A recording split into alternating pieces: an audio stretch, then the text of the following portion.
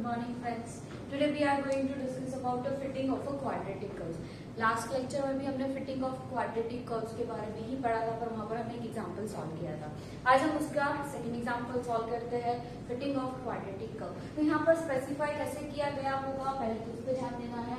Fit is second degree polynomial, यहाँ पर आपको स्पेसिफाई किया है कि सेकेंड डिग्री पॉलिनोमियल, मतलब आपको जो फाइंड करना है वो क्या फाइंड करना है, second degree polynomial using least square method to the following data. तो यहाँ पर सिर्फ इतना ही स्पेसिफाई किया है, पर यहाँ से हमें पता चलता है कि हमें कौन सा इक्वेशन यहाँ पर अप्लाई करना है, कौन सा कर्व अप्लाई हो सकता है। सेकेंड डिग्री पॉलिनोमियल, मतलब सेकेंड डिग्री पॉलिनोमियल है मतलब कि पैराबोला का जो इक्वेशन है वो हम यहाँ पर यूज कर सकते हैं। हमें डेटा दिया गया है x और y, जो सेकेंड डिग्री पैराबोला का इक्वेशन है वो इक्वेशन के नॉर्मल इक्वेशंस का यूज करके हमें क्या करना है, इक्वेशन को मतलब जो डेटा दिया है वो डेटा को सॉल्व करना है। x और y हमें यहाँ पर गिवन है, तो देखते हैं उसका सोल्यूशन।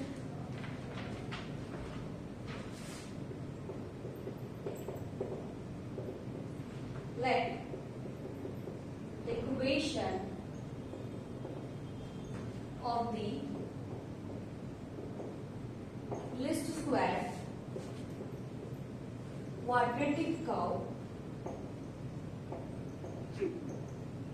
B, क्या इक्वेशन उसका, y is equal to a plus bx plus cx square, otherwise इसको आप ax square plus bx plus c भी लिख सकते हैं। y is equal to a plus bx plus cx square, तो इसके नॉर्मल इक्वेशंस क्या बनेंगे, तो नॉर्मल इक्वेशंस में क्या करते हैं, पहले समेशन अप्लाई करते हैं, फिर x मल्टीप्लाई करते हैं, then second time x multiply करते हैं, तो वो इसके क्या बनते हैं, नॉर्मल इक्वेशंस। तो इसके नॉर्मल इक्वेशंस देखते हैं। The normal equations are,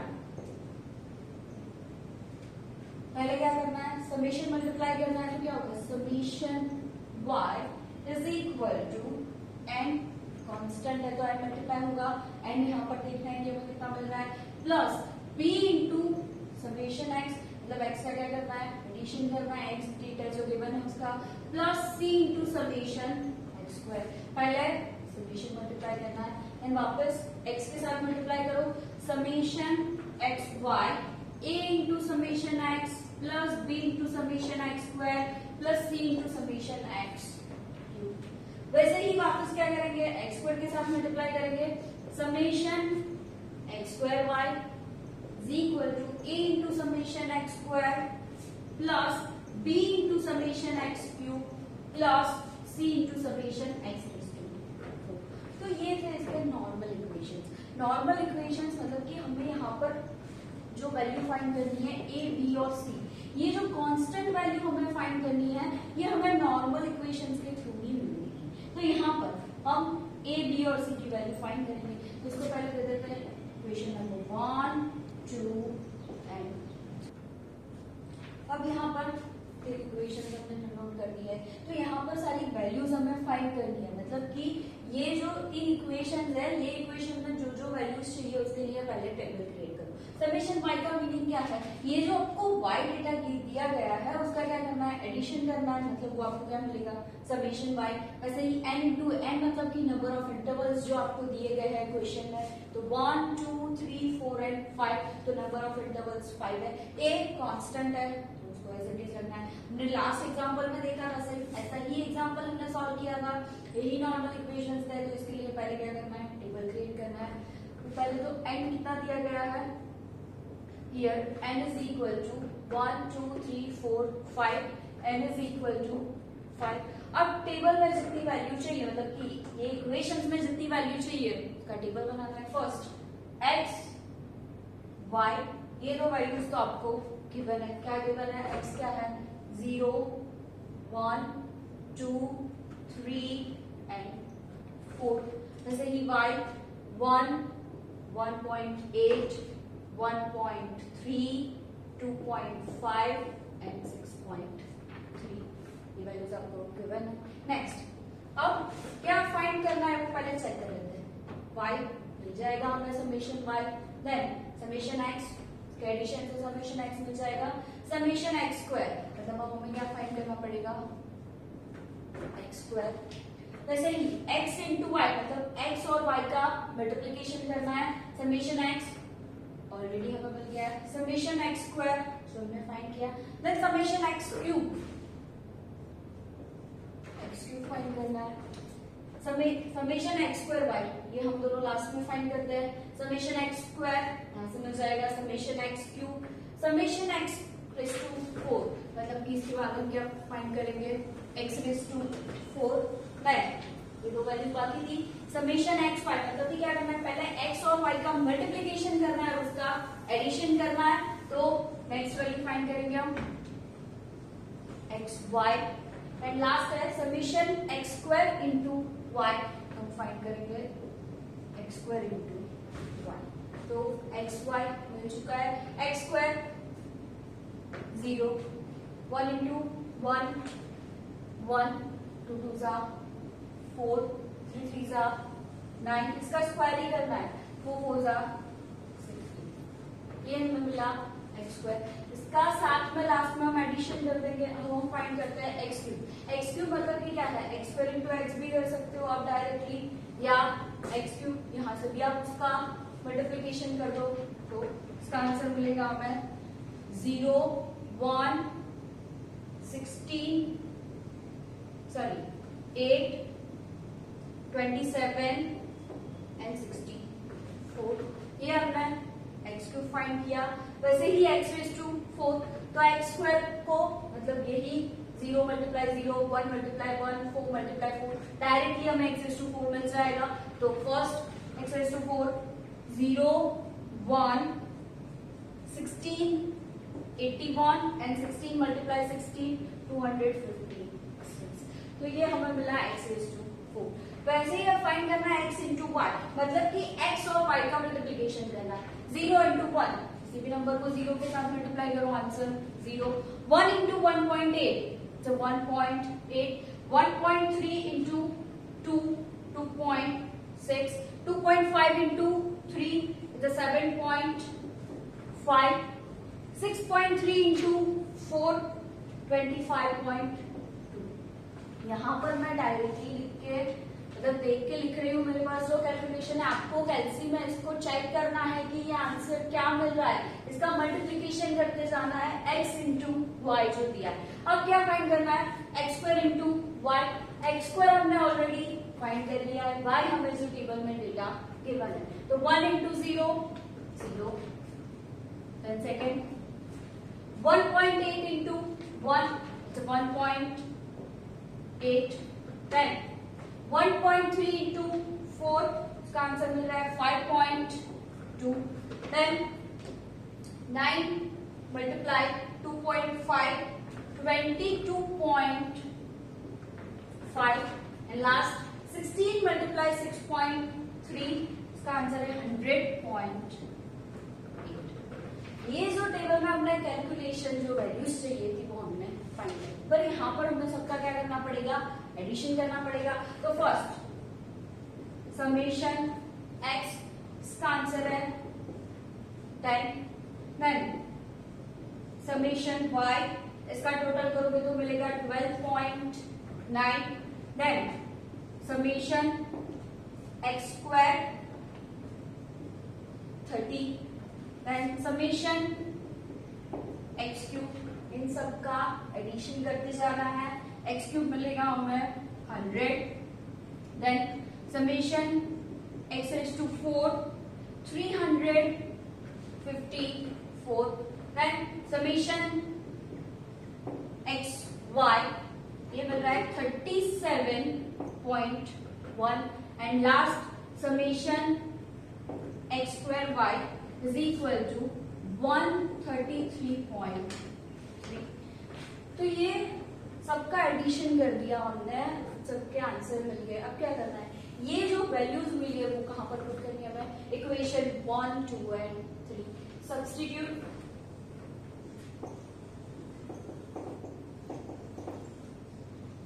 this values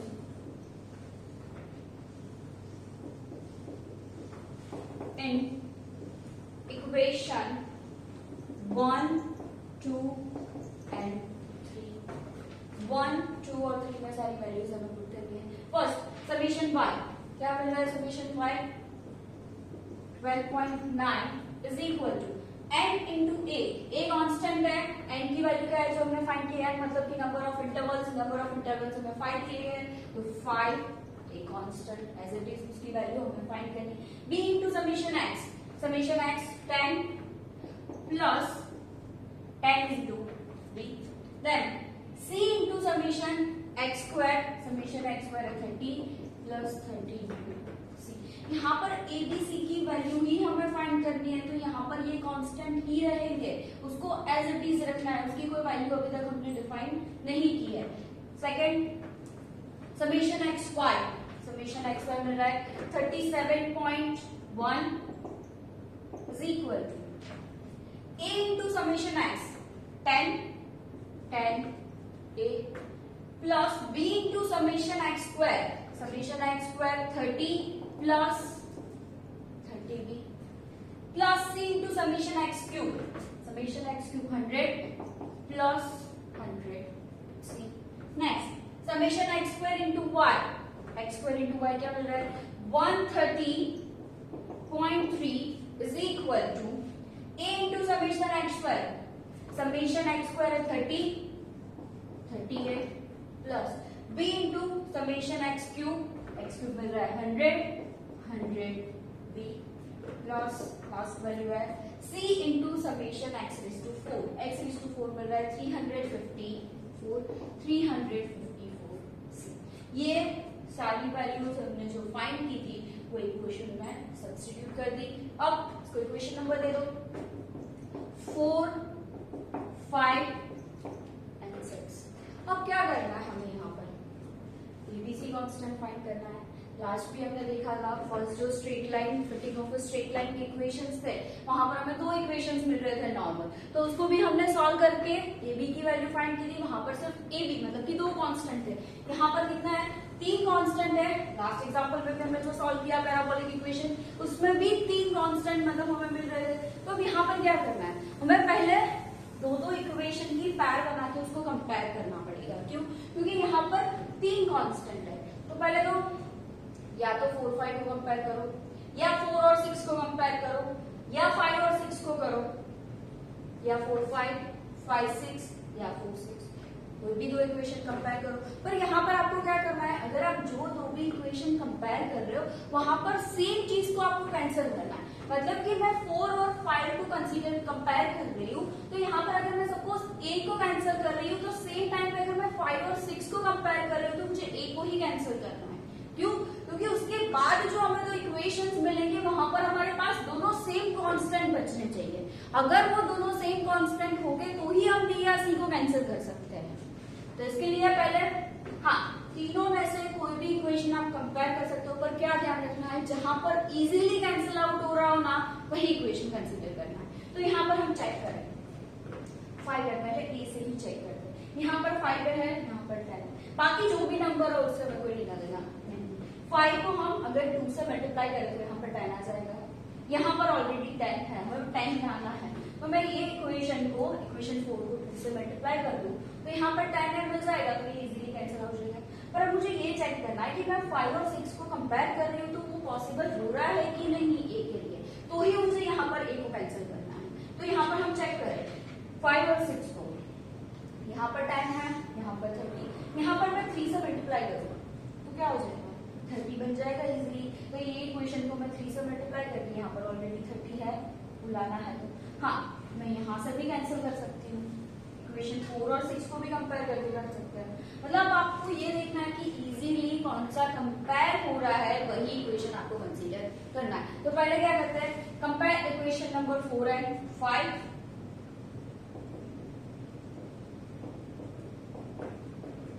पर इक्वेशन 4 को किससे मल्टीप्लाई करना पड़ेगा, 2 से मल्टीप्लाई करना पड़ेगा। Multiply equation 4 bye 2।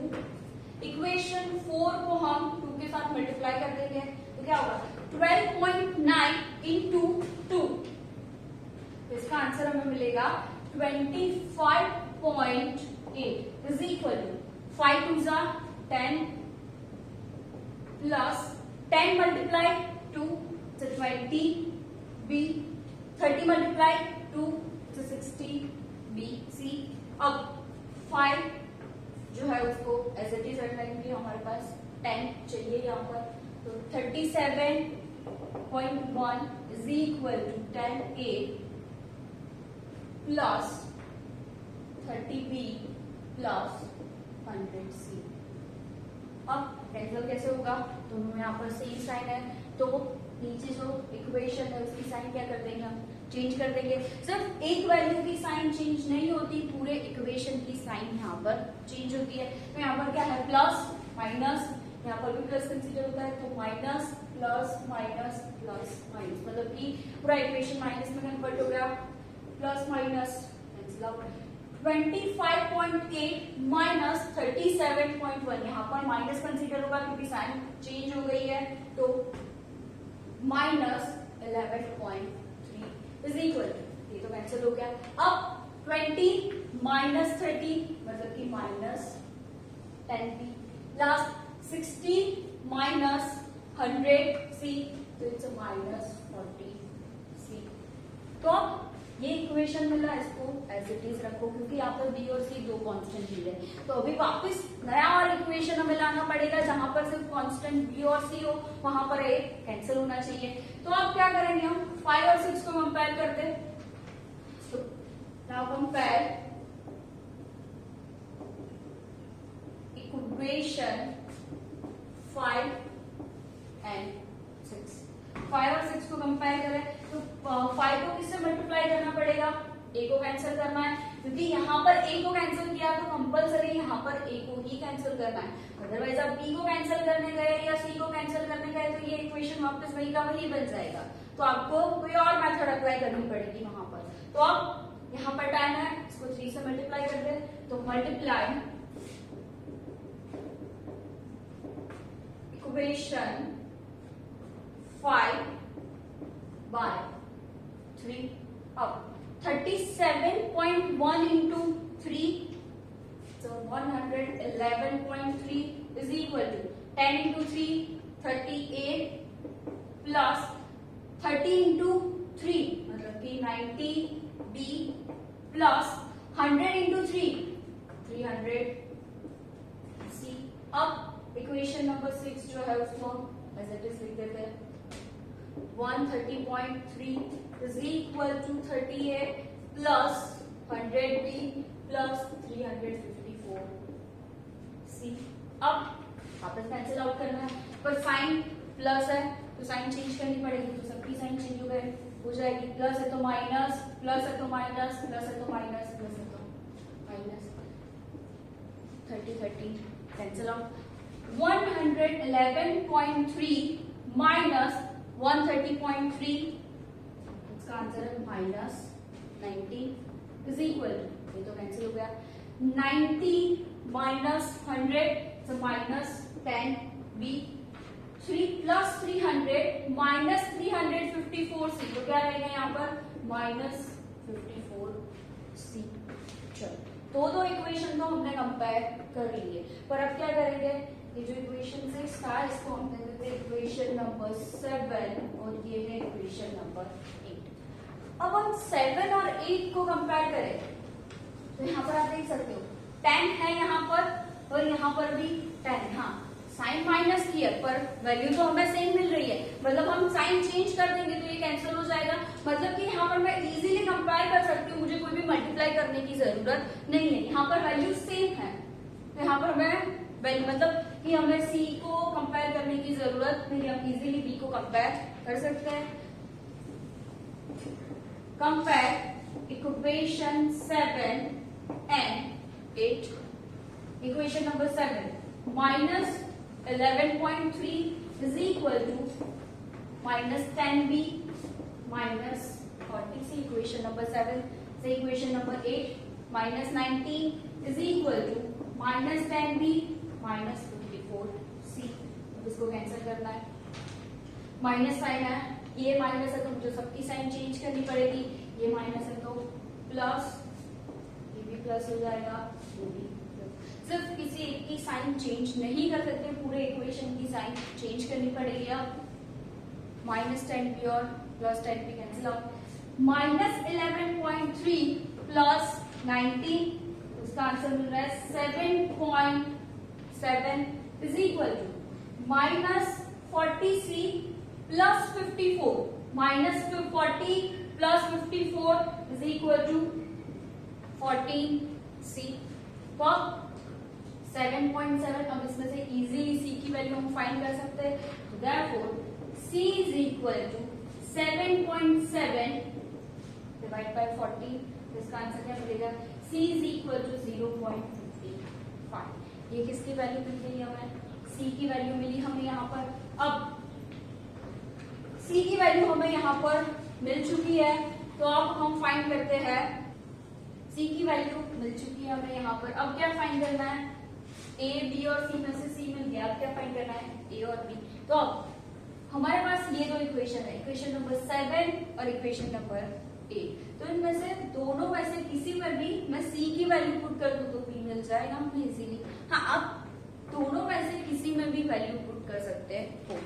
तो अब हाँ, लास्ट में हमें ये इक्वेशन याद रखना है यहाँ पर।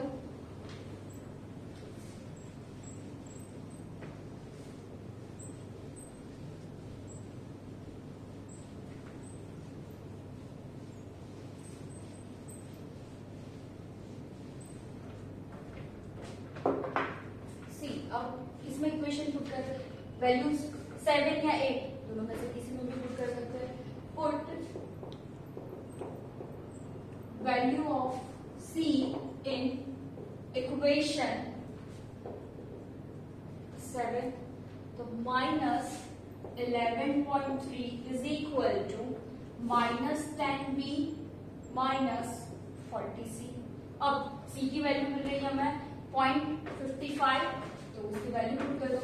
-11.3 is equal to -10b -40 into 0.55, इन दोनों का मल्टीप्लीकेशन करो। -11.3 -20, 40 मल्टीप्लाई 0.55 से 22, -11.3 माइनस है, इक्वल टू के साइड आ जाएगा तो प्लस हो जाएगा, is equal to -10b।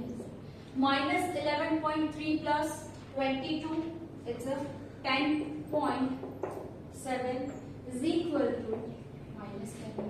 Therefore, b is equal to -10.7 divided by 10. Therefore, b is equal to -1.07। फिर इसकी वैल्यू मिली हमें, b की वैल्यू मिली यहाँ पर। अब b मिल गया, c मिल गया, एक वैल्यू बाकी है a।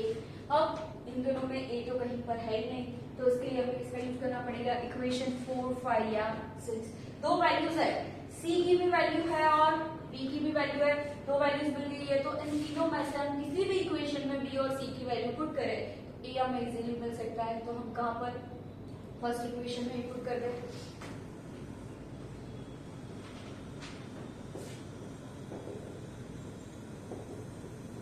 Value of c and b in equation 4।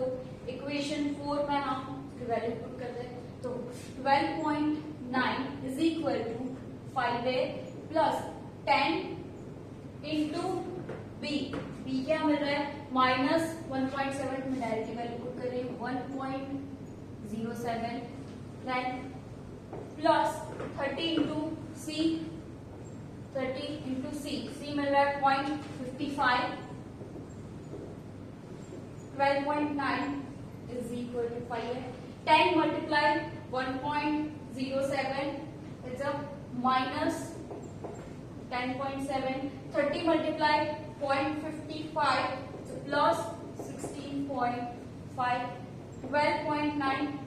इन दोनों का सब्ट्रैक्शन और एडिशन करते हैं तो ये मिल रहा है 5a प्लस 5.8, ये प्लस है, इक्वल टू के साइड आ जाएगा तो माइनस हो जाएगा। 12.9 माइनस 5.8 इज इक्वल टू 5 है। 12.9 माइनस 5.8 7.1 इज इक्वल टू 5 है। Therefore, a is equal to 7.1 divide by 5, तो इसका आंसर मिल रहा है 1.42। तो ए हमें मिल रहा है 1.42। तीनों की वैल्यूज हमें मिल चुकी है। अब कहां पर पुट करनी है? जो हमने लिस्ट स्क्वायर का इक्वेशन था, parabolic equation y is equal to, वहां पर हम वैल्यू पुट कर दे। Hence, the required solution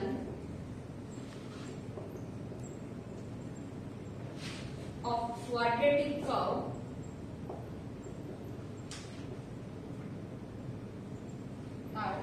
y is equal to a की वैल्यू क्या मिल रही है? 1.42 plus b into x, b मिल रहा है -1.07 into x, plus c into x square, c की वैल्यू मिल रही है 0.55 इंटू एक्स स्क्वायर। यहाँ पर क्वेश्चन में हमें कहीं पर भी x स्पेसिफाई किया नहीं था, तो हम x की वैल्यू हमें पुट करने की जरूरत नहीं है। ये जो मिला वो हमें लास्ट आंसर जो हमें फाइंड करने के लिए बोला था, पैराबोलिक इक्वेशन, तो ये हमें a b और c की कांस्टेंट वैल्यू यहाँ पर मिल चुकी है।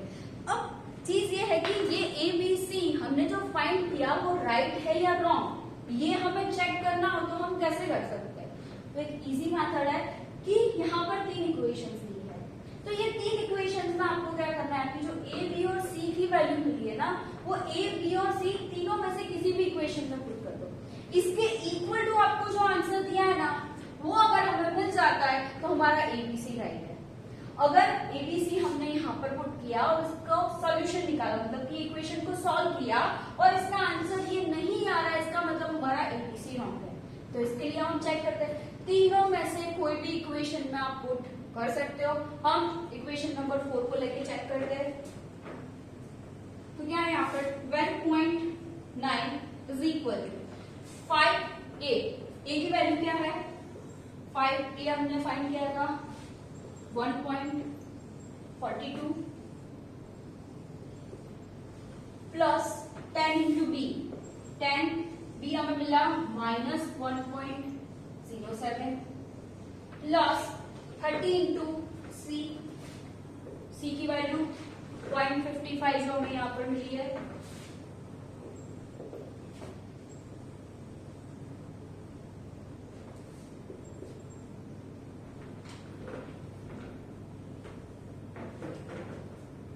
अब solution 5 into 1.42 it's 7.1 plus 10 into -1.07 is a -10.7, 30 multiply 0.55 it's 16.5। अब इसका एडिशन और सब्ट्रैक्शन करोगे तो इसका आंसर मिलेगा 12.9। इसका मतलब हमने यहाँ पर जो ABC फाइंड किया वो हमारा यहाँ पर राइट है। तो आप इसको आप चेक कर सकते हो, आप क्वेश्चन सॉल्व कर रहे हो, लेंथी इक्वेशन है और बहुत ही इजी है। कोई भी बुक में आपको यहाँ से सीधा a b और c की वैल्यू दी जाएगी। ये स्पेसिफाई आपको नहीं किया गया होगा कि आप इक्वेशन में a b c की वैल्यू कैसे फाइंड करते हो।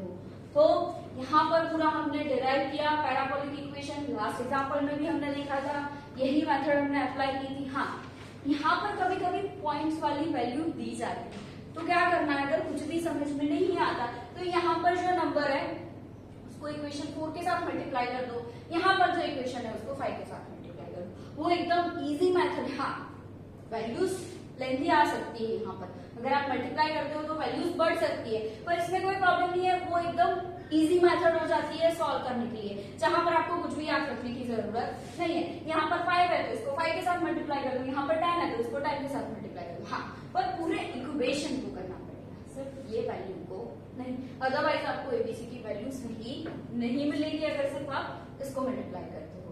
तो ये यहाँ पर हमने फाइंड किया एबीसी, वैल्यूज पुट की, और इसी तरीके से हम इसको चेक कर सकते हैं कि एबीसी क्या मिल रहा है। सेकेंड डिग्री पैराबोला जो आपको यहाँ पर बोला था, second degree parabola equation specify किया है। अब आपको ये याद रखना है कि आप कौन सा फॉर्मूला कब अप्लाई कर सकते हो। आई होप आप लोगों को ये मेथड समझ में आई होगी। कैलकुलेशन जरूर से एक बार कैल्सी में आप देख लेना, मैंने यहाँ पर डायरेक्टली कैलकुलेशन लिखी है, पर आपको एक बार कैल्सी में कैलकुलेट करना जरूरी है। आई होप आप लोगों को समझ में आया होगा। Thank you so much, have a nice day.